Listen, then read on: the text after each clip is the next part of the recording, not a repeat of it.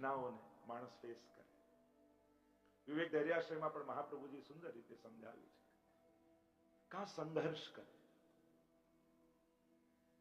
કાં સહન કરે, અને કાં સમજણથી એ ઘડીઓને પસાર કરી દે, એ ઘટનાઓને ફેસ કરે સમજણથી.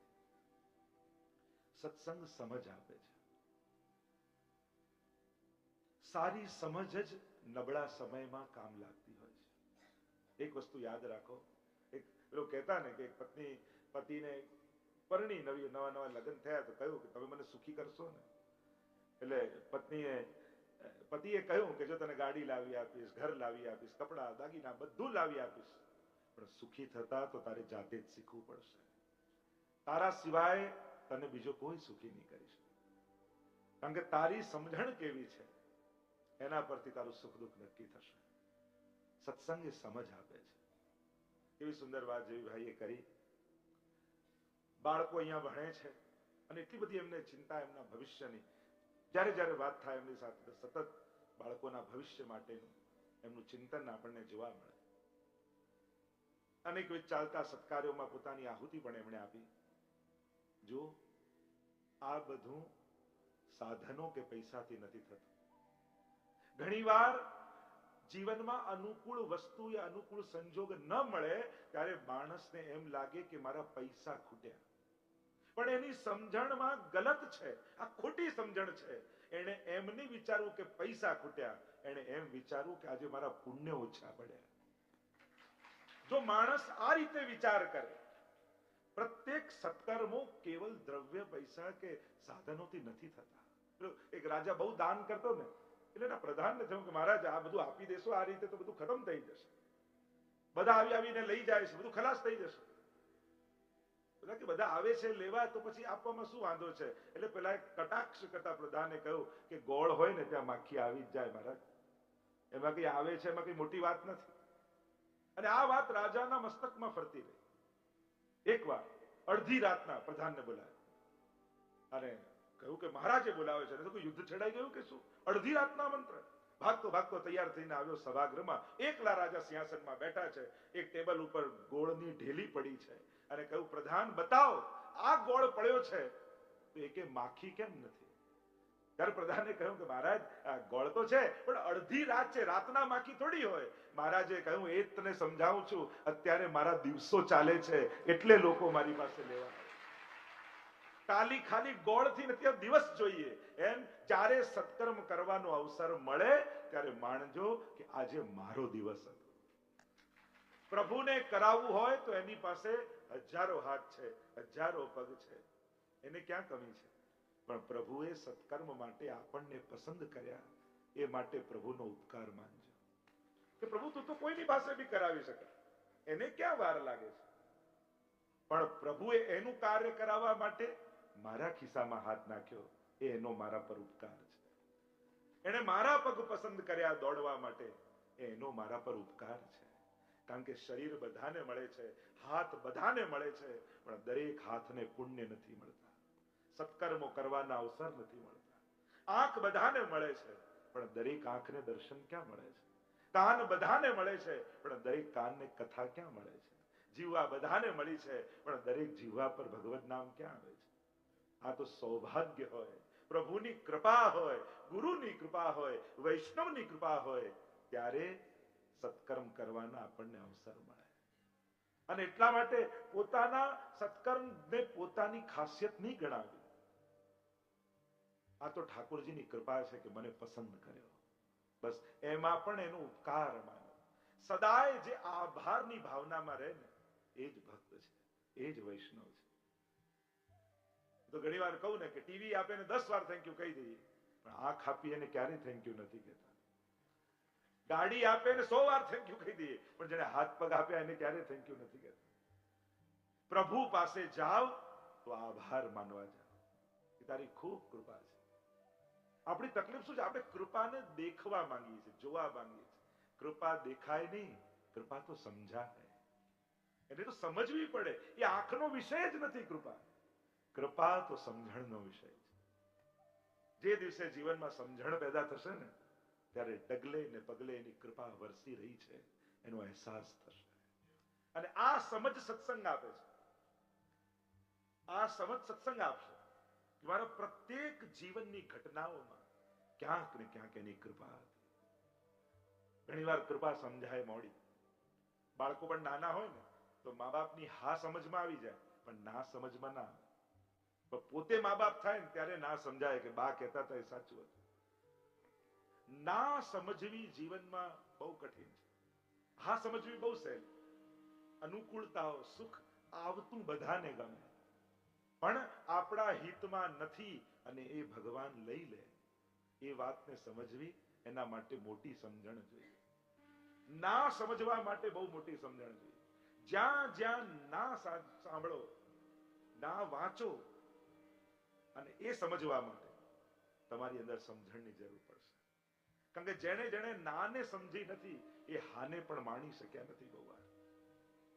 તો સત્સંગ સર્જન કરે છે. આપણી ભીતર રહેલા આ સર્વ દુર્ગુણોને દૂર કરી આપણને વિશુદ્ધ કરી દે છે. અને સત્સંગમાં બેઠા પછી પણ માણસ એવો ને એવો રહે તો પછી શું કામ? હું તો માનું સત્સંગ ક્યારે નકામો નથી જતો. ક્યારેક ને ક્યારેક કોઈ ક્ષણે એ સાંભળેલું આત્માના અંદરથી અવાજ રૂપે નીકળશે કે ના આ સાંભળ્યું છે. જે આમ કહેતા હતા, આજે મને કેટલો આનંદ થાય. કેટલા લોકોને હું નથી જોતો પણ એ લોકો રોજ મને જુએ છે અને પરિવર્તન લાવે છે. આ તો લોકો કે આ કાનથી સાંભળ્યું ને આ કાનથી, કઈ જતું નથી. તમારામાં તાકાત હોય ને, હિંમત હોય ને તો મારો સત્સંગ ભૂલીને બતાવજો. જાઓ, તમારામાં હિંમત જ ભૂલી, મારો સત્સંગ તો તમારો પીછો કરશે. અને જ્યાં ખોટું ડગલું ભરશો ત્યાં ક્યાંક લક્ષ્મણ રેખા ખીચીને ઉભા રાખશે કે સાવધાન થઈ જાય, હવે આગળ ડગલું ન વધવું જોઈએ. સત્સંગ એને જ તો કહેવાય. આ કઈ ધૂળ થોડી છે કે ખંખેરીને ઉભા થઈ જાય. આ તો રસ છે. ભીંજાયેલો વ્યક્તિ ખંખેરે ને તો જલ્દી કોરો ન થાય. અહીંયા તો આપણે એ આસ્વાદ માણવા આવીએ છીએ. પોતાની જાતને પ્રભુને કથામાં સોંપી દઈએ છીએ. અનેકવિધ પ્રભુની લીલાઓ અને એમાં યમુનાજીની પ્રધાનતા. જેમ ઠાકોરજીની ઈચ્છા શક્તિ એ રાધાજી છે, એમ પ્રભુની કૃપા શક્તિ એ શ્રી યમુનાજી છે. વૈષ્ણવના મુખે એક શબ્દ વારે ઘડીએ નીકળે, કૃપા કૃપા કૃપા કૃપા, દરેક વાતમાં.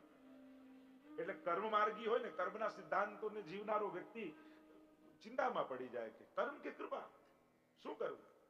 કર્મને પ્રધાન માનવું કે કૃપા? એક નાનકડા છોકરાએ કઈ કિંમતી મૂર્તિ ઘરમાં તોડી નાખી. માં નારાજ થઈ ગઈ, તું આટલો તોફાની થઈ ગયો છે, આટલી મોટી આટલી મોંઘી કિંમતી મૂર્તિ તોડી, હવે આખો દિવસ ખાવા નહીં આવે, ઓરડામાં પૂરી રાખીશ.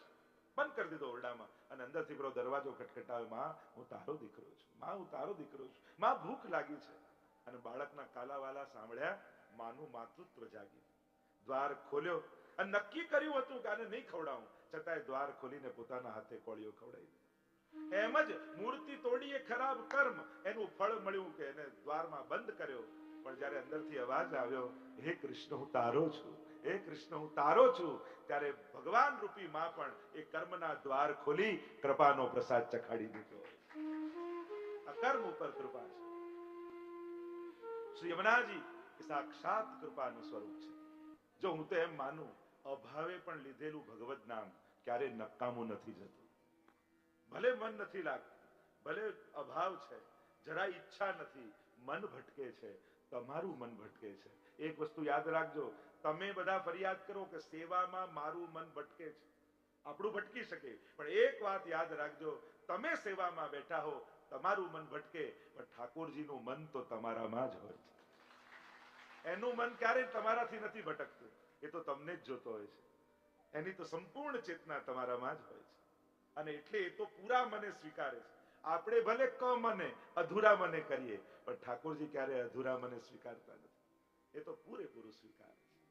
આપણે કદાચ ભલે બોલીને ભૂલી જઈએ કે તારો છું, પણ ઠાકોરજી ક્યારે ભૂલતા નથી કે તું મારો છું. એને એ સતત સ્મરણ રાખે છે. આ તો કૃપા માર્ગ છે. તો યમુનાષ્ટકમાં જો પ્રવેશ કરીએ, એમ તો 3 તિથિ યમુનાજી સંબંધી પ્રસિદ્ધ છે. એક ચૈત્ર સુદ છઠ, બીજું યમ દ્વિતીયા અને ત્રીજું ઠકરાણી ત્રીજ. આ 3 તિથિ યમુનાજી સંબંધી પ્રસિદ્ધ છે કે જ્યારે યમુના સંબંધી આપણે પ્રસંગ કે ઉત્સવ કરતા હોઈએ. સીધા યમનાષ્ટકના પ્રાગટ્ય ઉપર તરફ જઈએ, કારણ કે યમનાષ્ટકનું રસ દર્શન કરવું છે. શ્રી મહાપ્રભુજી પૃથ્વી પ્રદક્ષિણા કરતા કરતા ગોકુલ પધાર્યા છે. ઠકરાણી ત્રીજનો એક પાવન દિવસ, એ પ્રભાત. દમલાજી સાથે છે અને વ્રજના જુદા જુદા સ્થળોને શ્રી મહાપ્રભુજી પ્રગટ કરી રહ્યા છે. જો વ્રજ જ્યાં પ્રભુએ જુદી જુદી લીલાઓ કરી, આજે આપણે જઈને કહીએ આજે આ ગોવિંદ ઘાટ છે, આ ઠકરાણી ઘાટ છે, આ વિશ્રામ ઘાટ છે, પણ એ તો હજારો વર્ષ પહેલા બધા લુપ્ત થઈ ગયા. શ્રી મહાપ્રભુજી પધારી એક એક સ્થળની લીલા અને સ્થળને પ્રગટ કરે છે, શોધે છે, બતાવે છે કે અહીંયા આ લીલા થઈ. દમલાજી સાથે ગોકુલમાં યમુનાજીના ઘાટ પર ઠાળા છે. બહુ મહત્વનું છે. યમુનાજીનો પ્રવાહ એ જ છે, પણ કયા ઘાટે પાન કરો એ પણ મહત્વ, આગળ ચર્ચા કરીશું. પ્રભાત છે. કલ કલ કલ કલ કલ કલ વહેતા યમુનાજી કિલ્લોલ કરતા વહી રહ્યા છે. આજે જાણે યમુનાજીની શોભા કંઈક અલૌકિક છે. યમુનાજીના તટ પર રહેલા શુક મયુર હંસ જાણે મધુર મધુર ગાન ન કરતા હોય એવા સ્વર ભરી રહ્યા છે, કલરવ કરી રહ્યા છે.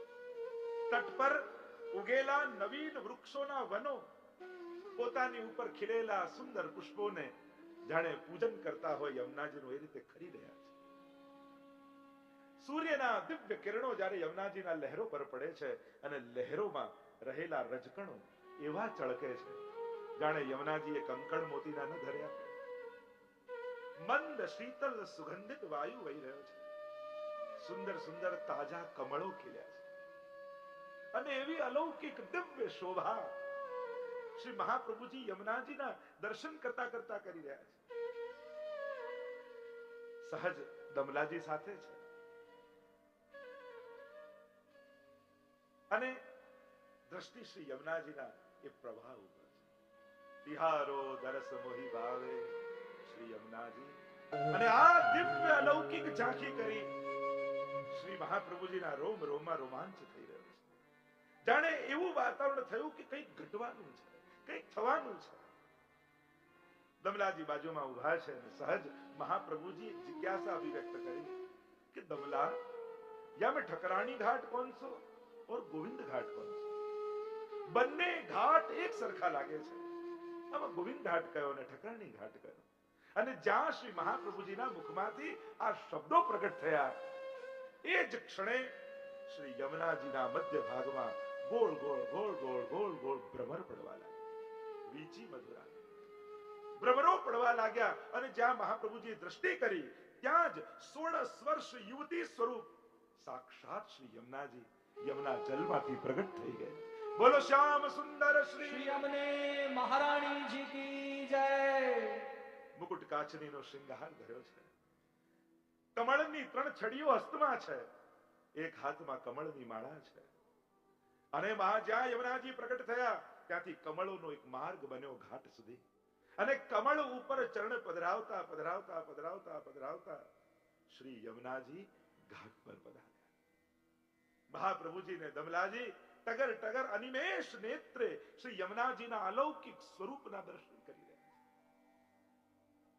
નિકટ આવીને પોતાની છડીથી યમુનાજીએ બતાવ્યું આ ગોવિંદ ઘાટ છે અને આ ઠકરાણી ઘાટ છે. અને જ્યાં શ્રી યમુનાજીની અલૌકિક ઝાંખી થઈ એ જે સ્વરૂપ પ્રગટ થયું એ સ્વરૂપ શ્રી યમુનાજીનું એ દિવ્ય સ્વરૂપ મહાપ્રભુજીના હૃદયમાં રસરૂપે બિરાજમાન થઈ ગયું.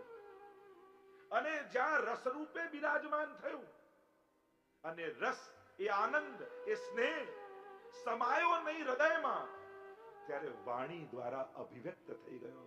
અને એ જે અભિવ્યક્ત થયો એ જ શ્રી યમનાષ્ટક છે. યમનાષ્ટક મહાપ્રભુજીએ રચ્યું નથી, મહાપ્રભુજીના મુખમાંથી પ્રગટ્યું છે. બહુ મોટો ફરક છે રચવું અને પ્રગટવું. રચો તો રચયિતાનો પ્રભાવ દેખાય, પ્રગટે તો જે પ્રગટ્યો છે એનો પ્રભાવ દેખાય. કોઈ ગમે તેટલો ઉત્તમ કવિ હોય પણ એ કવિની કવિતામાં એની છાપ દેખાતી હોય. એની છાંટ દેખાતી હોય, એના શબ્દો દેખાતા હોય, એની રચના જોઈને ખબર પડી જાય કે કોણે રચ્યું છે. કારણ કે એમાં કવિના કાવ્યનો પ્રભાવ હોય. પણ જ્યારે પ્રાગટ્ય થાય એ ભાવનું, એ રસનું, એ સ્વરૂપનું, ત્યારે વિશુદ્ધ રસ જ પ્રગટ થતો હોય છે. ભાગવતજી વ્યાસજી રચ્યું નથી, વ્યાસજીના હૃદયમાંથી પ્રગટ્યું છે. એ તો દર્શન થયા છે. ઋષય મંત્ર દ્રષ્ટારઃ. ઋષિ શબ્દની વ્યાખ્યા સંસ્કૃતમાં કરી, જેણે મંત્રો દેખાયા એ ઋષિ. રચ્યા નથી, દેખાયા છે, પ્રગટ્યા છે એમના હૃદયમાં. કારણ રસ હૃદયમાં સમાઈ ન શકે, એનું છલકાઈ જવું એ જ એની પૂર્ણતા છે. ગોપી ગીતની સુબોધનીમાં મહાપ્રભુજી આજ્ઞા કરે છે, અંતઃસ્થિતો રસઃ પુષ્ટો બહિશ્ચેન વિનિર્ગત તદા પૂર્ણો નૈ ભવેત ઇતિ વાગ નિર્ગમસ્તથા. અંતઃકરણમાં પ્રગટેલો રસ વાણી દ્વારા નિશ્રિત ન થઈ જાય ત્યાં સુધી અધૂરો છે. જ્યાં સુધી તમે કંટ્રોલ કરી શકો ત્યાં સુધી અધૂરા છે. જ્યાં સુધી બધા બંધનોથી મુક્ત થઈ છલકાઈ જાય ત્યારે તેની પૂર્ણતા છે. અને શ્રી મહાપ્રભુજીના હૃદયમાં બિરાજેલા યમુનાજી મહાપ્રભુજીના મુખારવિંદથી પ્રગટ થયા અને મહાપ્રભુજીના મુખમાંથી શબ્દો સરી પડ્યા. નમામિ યમુનામહં સકલ સિદ્ધિ હૈ તુમ મુદા. પ્રાય યમુનાષ્ટકનું તો બધા જ ગાન કરતા હોય, પણ મહાપ્રભુજીનું સૌથી વધારે સુપ્રસિદ્ધ હોય તે મધુરાષ્ટક છે. સમસ્ત હિન્દુ સમાજમાં એ મધુરાષ્ટકને બહુ પ્રેમથી ગાવામાં આવે છે. તો જે શ્રી યમુનાજી હૃદયમાં પ્રગટ્યા સંયોગાત્મક રૂપે, એ રીતે જ સર્વોત્તમ સ્તોત્ર શું છે? શ્રી મહાપ્રભુજી માટે જે તાપ થયો શ્રી ગુસાઈજીને અને વિપ્રયોગાત્મક ધર્મી સ્વરૂપ જ્યારે હૃદયમાં પ્રગટ થયો અને એક સાથે શ્રી મહાપ્રભુજીની લીલાઓના દર્શન થવા લાગ્યા. ગુસાઈજી રચ્યું નથી, દેખાવા લાગ્યું. આનંદાય નમઃ, પરમાનંદાય નમઃ, શ્રી કૃષ્ણાસ્યાય. અને 108 મંત્રોના ઋષિ અગ્નિ કુમારસ્તુ નામનામ છંદો જગત્યસો શ્રી કૃષ્ણાસ્યમ દેવતા ચ બીજમ કારુણિક પ્રભુ. એ તો મંત્ર છે. 108 નામ. આ બધી રચનાઓ નથી, આ બધું પ્રાગટ્ય છે. ઠકરાણી ત્રીજના દિવસે શ્રી યમુનાષ્ટકનું પ્રાગટ્ય છે. અને શ્રી મહાપ્રભુજીએ શ્રી યમુનાષ્ટકમાં શ્રી યમુનાજીના દિવ્ય સ્વરૂપનું દર્શન કરાવ્યું છે. ભક્તિ માટે સ્વરૂપ જ્ઞાન બહુ જરૂરી છે. આપણે ત્યાં 3 જ્ઞાન કહીએ ને, સ્વરૂપ, સ્વજ્ઞાન, સ્વરૂપ જ્ઞાન અને સેવા જ્ઞાન. અથવા આપણે 3 પ્રકારથી કહીએ, સ્વરૂપ ભાવના, ભાવ ભાવના અને લીલા ભાવના. આ 3 ભાવના મહત્વની છે. શ્રી યમુનાજીના દિવ્ય સ્વરૂપનો પરિચય આપણને કરાવે. મહાપ્રભુજીથી પૂર્વ શંકરાચાર્ય આદિએ પણ યમુનાષ્ટક રચ્યું છે. પણ એ બધા યમુનાષ્ટકોમાં, એ બધા યમુનાજીના સ્વરૂપોમાં યમુનાજીના આધ્યાત્મિક સ્વરૂપના જ વર્ણન હતા. યમુનાષ્ટકની વિશિષ્ટતા એ છે કે અહીંયા યમુનાજીના આધિદૈવિક સ્વરૂપનું વર્ણન છે. યમુનાજીના 3 સ્વરૂપ આપણે ત્યાં પુષ્ટિ માર્ગમાં પ્રત્યેકના 3 સ્વરૂપની ચર્ચા છે. કારણ કે 3 જ્ઞાન, મહાત્મ જ્ઞાન, સ્વરૂપ જ્ઞાન અને તત્વ જ્ઞાન, આ 3 જ્ઞાન થાય ત્યારે સ્વરૂપ સ્થિર થાય. અને એટલા માટે મહાત્મ જ્ઞાન પૂર્વસ્તુ સુદૃઢ સર્વતોધિક સ્નેહિતિ ભક્તિ. ભક્તિ એને જ કહી સૌથી પહેલા મહાત્મ જ્ઞાન હોવું જોઈએ. આવો યમુનાજીના સ્વરૂપનું મહાત્મ જ્ઞાન પ્રાપ્ત કરીએ, સ્વરૂપ જ્ઞાન પ્રાપ્ત કરીએ. 3 સ્વરૂપોની ચર્ચા આપણે ત્યાં છે. આદિ ભૌતિક, આધ્યાત્મિક અને આદિ દૈવિક. આ 3 શબ્દ તમે ઘણી વાર સાંભળ્યા છે. અને મહાપ્રભુજીના ગ્રંથોને સમજવા માટે આ 3 સ્વરૂપોને સમજવા, 3 શબ્દોને સમજવા નિતાંત આવશ્યક છે. સરળ ભાષામાં સમજાવવાની કોશિશ કરીશ. આદિ ભૌતિક સ્વરૂપ, શ્રી યમુનાજીના સ્વરૂપની સીધી ચર્ચા કરું, બીજા કોઈ સ્વરૂપ, કારણ કે બધાના સ્વરૂપની એવી ચર્ચા છે. યમુનાજીનું ભૌતિક સ્વરૂપ એ નદી રૂપે છે. યમુનાજીનો જે જલ પ્રવાહ દેખાય છે એ યમુનાજીનું ભૌતિક સ્વરૂપ કહેવાય. યમુનાજી પરમ પાવન તીર્થ છે. એમાં સ્નાન કરવા માત્રથી જીવના સમસ્ત પાપો જાય છે. એ તીર્થ સ્વરૂપ, અને તીર્થ બુદ્ધિ રાખીને યમુનાજીના શરણે જવું, એ તીર્થ સ્વરૂપ, એ યમુનાજીનું આધ્યાત્મિક સ્વરૂપ કહેવાય. અને નમત કૃષ્ણ તુર્ય પ્રિયામ, જે યમુનાષ્ટકમાં મહાપ્રભુજી સમજાવે છે, ઠાકોરજીના ગોપીજનોના વ્રજમાં 4 યુથ છે. યુથ એટલે ગ્રુપ. પુષ્ટિ માર્ગમાં એમે એકલા ભક્તિ નથી. પુષ્ટિ ભક્તિને જોશો ને, અહીંયા સમૂહની ભક્તિ છે. ચાલ સખી યમુનાના પાન, ચાલો. દરેક ક્યાંક સખીજનને લઈ જાય છે. અહીંયા કીર્તન મંડળી છે, અહીંયા ફૂલ મંડળી છે, અહીંયા ગોપ મંડળી છે, અહીંયા ગોપી મંડળી છે. તમે જોશો ને તો પુષ્ટિ માર્ગમાં એકલતાની ભક્તિ નથી. અહીંયા યુથો છે, અહીંયા મંડળો છે. અહીંયા તમે પુષ્ટિ ભક્તિને જોશો યા કૃષ્ણ ભક્તિને જોશો તો અહીંયા એકલી ગોપી નહીં ઊભી હોય. અહીંયા ક્યાંક ને ક્યાંક યુથ હશે, સાથે હશે. એટલે ઘણીવાર મહાપ્રભુના સિદ્ધાંતોનો બહુ અતિરેક લોકો કરી રાખે ને. હું તો કોઈને ઠાકોરજી ના બતાવું, હું તો કોઈ ના કરું, હું તો આમ જ કરું ના. જો ગ્રહ સેવા છે, કારાગ્રહ સેવા નથી. ઘરમાં કઈ રીતે રહીએ એક બાળક સાથે?